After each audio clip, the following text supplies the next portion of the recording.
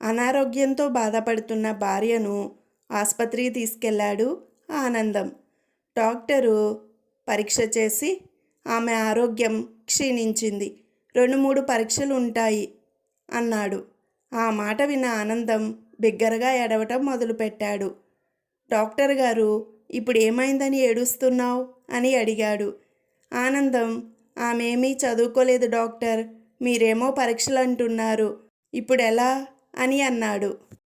భార్య, ఏమండి, అందరూ మనది చాలా ముచ్చటైన జంట అంటున్నారు అన్నది. భర్త, అవును, మేడిపండు చూడు మేలిమై ఉండును, లోకులకేం తెలుసు, అసలు కదా 4 గోడల లోపలుండును అన్నాడు.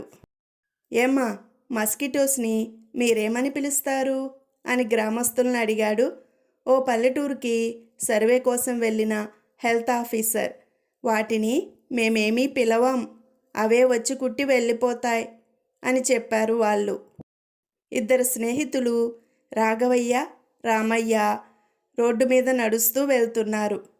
వాళ్ళు సరిగ్గా ఒక పాన్ షాప్ దగ్గరకు రాగానే, ఏవోయ్, 2 సిగరెట్లు తీసుకొని కాలుద్దామా అన్నాడు రాఘవయ్య. బాబోయ్, అన్ని వేలు ఖర్చా, వద్దు బాబోయ్ అన్నాడు రామయ్య.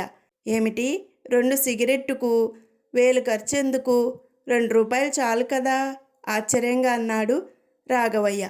భలేవాడివే, సిగరెట్ కాలిస్తే దగ్గు ఆయాసం వస్తుంది, వాటిని చికిత్స కోసం డాక్టర్ దగ్గరికి వెళ్తే ఎక్స్రేలు బ్లడ్ టెస్టులు తీయించి క్యాన్సర్ అంటాడు. క్యాన్సర్ నయం చేయించడానికి 1000 కొద్దీ రూపాయలు ఖర్చు కావా మరి అని దూరాలోచనతో అన్నాడు రామయ్య. సీతాపతి అతని భార్య రమతో కలిసి రైతు బజారుకు వెళ్ళాడు. అప్పుడు కూరగాయలు కొంటున్న రమ ఇలా అంది.